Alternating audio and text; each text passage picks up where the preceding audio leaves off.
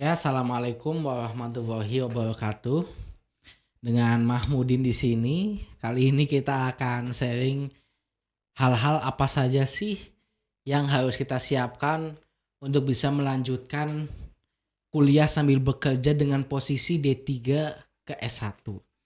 Tapi hal ini juga bisa dijadikan pertimbangan kalian melanjutkan kuliah sambil kerja di S1 kelas karyawan reguler full dari awal.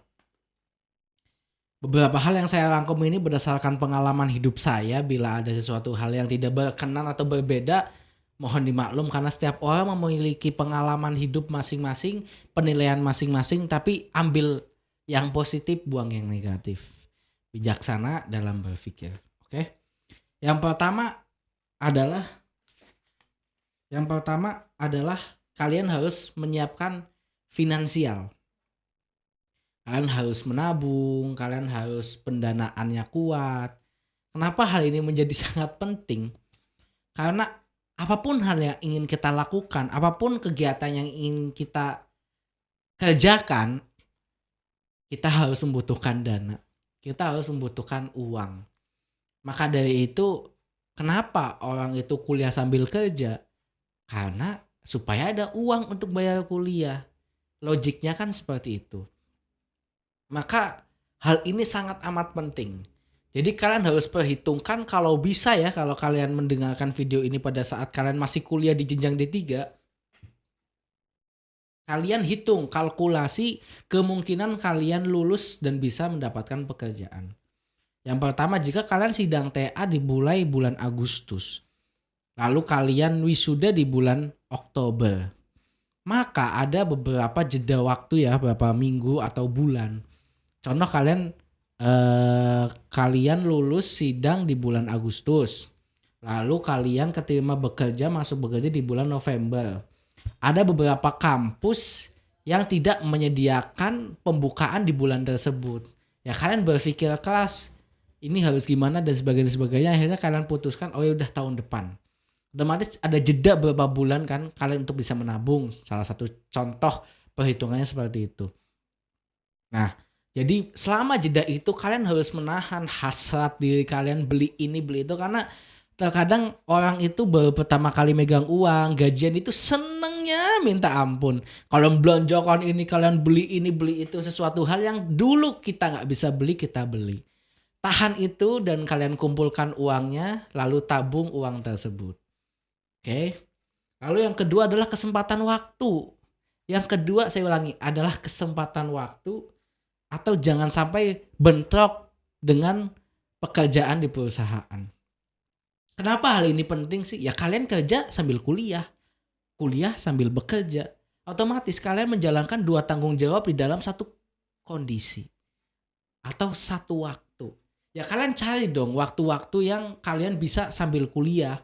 Jangan memaksakan perusahaan harus mengikuti kalian. Kalian harus mengikuti jadwal perusahaan. Karena kita nggak bisa egois, di situ banyak teman-teman kita nggak bisa seenaknya sendiri gitu. Oke. Maka dari itu selanjutnya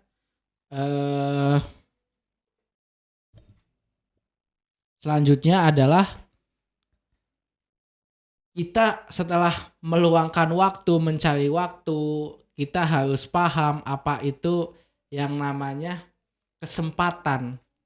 Kita cari celah gitu loh. Kita kan bekerja, kita cari celah gitu. Karena apa ya, pada saat kalian bekerja, pertama kali kalian bekerja, kalau kalian niatkan akan kuliah, kalian harus cari momentum. Oh kalau saya bekerja dari jam sekian, maka saya akan bisa lanjut kuliah di sekian-sekian. Kalau saya bekerja di hari ini hari itu, libur di hari ini hari itu, saya bekerja dari jam ini dan sampai jam itu, kemungkinan saya bisa kuliah di waktu apa sih? Kemudian saya kuliah itu di jam berapa sih? Kalian pikirkan itu lalu kalian kalkulasikan semuanya. Setelah itu apa yang ketiga adalah pemilihan universitas. Pemilihan universitas itu sangat penting ya, terutama bagi kalian-kalian yang merasa dulunya adalah kampus-kampus yang grade-nya itu bagus banget gitu. Sedangkan mohon maaf ya, kenyataannya untuk melanjutkan dari D3 ke S1 itu tidak semua kampus membuka. termasuk kampus-kampus bagus itu tidak semuanya membuka kesempatan alih jenjang dari D3 ke S1. Otomatis kalian harus mencari kampus-kampus yang menyediakan hal tersebut. Ada teman saya yang berkata bahwasanya, dulu saya kampusnya nggak kayak gini, kok jadi kayak gini sebagainya. Secara akreditas saja berbeda, kita nggak bisa membandingkan sesuatu hal itu, tidak apple to apple gitu loh. Memang adanya seperti itu gitu loh. Kalian nggak bisa membandingkan apel dengan semangka, nggak bisa. Akreditasnya aja sudah berbeda. Jadi kalian nggak bisa menyamakan semua hal sesuai dengan keinginan kita. Lalu kalian pilih program studinya seperti apa, konsentrasi dari silabusnya akan seperti apa, itu kalian harus berpikir sampai situ. Peminatannya kalian mau ngambil apa? Karena kan dulu dari T3 itu kan kalian tuh paketan ini gitu. Kalau di universitas, kalau kalian ambilnya S1 ya nggak bisa, kalian akan ada peminatan. Peminatan kalian mau ngambil apa, silabusnya seperti apa, kalian harus pelajari sesuai dengan fashion minat bakat kalian. Lalu pemilihan program studi, kalian mau pindah program studi nggak? Itu harus difikirkan juga. Nggak semena-mena kalian itu bakal seenaknya ngambil itu, nanti nyesel, nanti menyesal, nanti kesel, males dan sebagainya, akhirnya nggak tuntas. Itu sangat amat mubazir uang yang sudah kalian keluarkan. Setelah itu apa yang paling penting dari semua itu adalah tujuan kalian kuliah itu apa sih? Tanya pada diri kalian, tanya ke teman-teman kalian, tanya ke keluarga kalian, tanya ke orang tua kalian, dan tanya ke orang yang mungkin bisa memberikan jawaban untuk pertanyaan tersebut. Apa sih? Kenapa saya harus lanjut kuliah? Banyak hal ya kenapa kita harus lanjut kuliah, seperti jabatan, kenaikan jabatan, jenjang karir, atau untuk mengisi waktu luang, atau mencari kesibukan, atau untuk membuang-buang uang, ataupun apalah itu, kalian tanyakan ke diri kalian. Kenapa saya harus lanjut S1? Kenapa saya harus lanjut kuliah? Sedangkan saya sekarang sudah bekerja, gaji sekian, penghasilan sekian. Saya bisa kok makan. Ya kenapa harus lanjut S1? Kalian tanyakan itu ke diri kalian. Kenapa ya? Tapi saya yakinkan kalau kalian ingin melanjutkan kuliah, berarti kalian sudah punya goals di depan itu, kalian mau ngambil apa. Tujuan kalian di depan itu apa. Saya yakin itu pasti ada. Setelah itu ada, bulatkan itu. Kuatkan tekad itu, karena nggak bisa kalau kalian di tengah jalan mati gitu. Aduh, itu sayang. Uangnya bisa buat beli motor, bisa buat nyicil rumah dan sebagainya. Jadi jangan sampai kalian di tengah jalan itu akhirnya wafat gitu loh. Nggak bisa maksudnya berhenti di tengah jalan. Aduh, itu sayang buat saya gitu loh. Perjuangan itu sayang. Jadi jangan main-main gitu loh.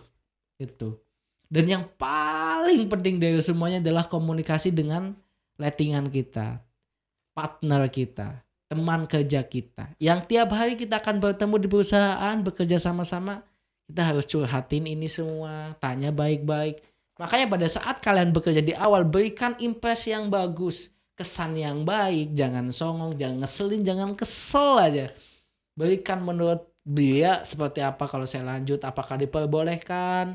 Karena kalau kita lanjut ada orang gak seneng, nanti berabe, ya kan? Jadi ini hal yang amat sangat penting, komunikasikan dari awal. Jangan diem-dieman, kalian tiba-tiba bolos. Jangan, semuanya bisa dibicarakan. Saya yakin orang Indonesia itu adalah orang yang baik-baik dan mengerti perasaan temannya, perasaan orang lain. Mengertilah itu. Makanya kalian bicarakan baik-baik sarannya seperti apa. Posisikan kalian sebagai adik dari dia. Posisikan kalian sebagai anak dari bapak atau ibu tersebut. Posisikan itu, jangan seakan-akan kalian itu yang paling baik, yang paling hebat, pikiran kalian paling benar, jangan. Kita kan lagi ada butuh nih. Kalian harus bisa memangkas ego kalian. Kalian harus bisa mengerti kalian itu akan 2 tahun itu lama loh kalau D3 ke S1. Cukup lama untuk kalian bisa bertahan. Maka dari itu komunikasikan dengan baik. Tujuan kalian seperti apa. Mohon maaf kalau saya nanti akan merepotkan. Tiba-tiba saya cuti, tiba-tiba saya gak masuk kerja ataupun apa itu. Tiba-tiba saya pas lagi kerja, saya harus kerjain tugas karena deadline. Mohon di backup ya Pak, mohon di backup ya Bre, dan sebagainya. Ya kalian bicarakan itu ya. Dan kalian harus gantian gitu loh. Di saat dia itu gak bisa ngerjain, ya kalian backup gantian. Komunikasi antar pekerja itu sangat penting ya. Itu kurang lebihnya seperti ini yang bisa saya bahas ya. Ambil sisi baiknya, buang yang tidak baik. Kalau ada yang mau ditanyakan seputar hal itu, bisa kita sharing untuk kita bahas lebih dalam, lebih tuntas di video selanjutnya. Video yang berkaitan dengan video ini akan saya tulis di kolom deskripsi di video ini. Oke, jangan lupa like kalau kalian suka video ini, jangan lupa komen kalau ada yang mau ditanyakan, dan unlike kalau kalian tidak suka video ini, dan jangan lupa dukung channel ini dengan klik tombol subscribe karena subscribe itu bisa membuat saya lebih semangat dalam membuat video. Terima kasih banyak atas perhatiannya. Saya Mahmudin. Assalamualaikum warahmatullahi wabarakatuh.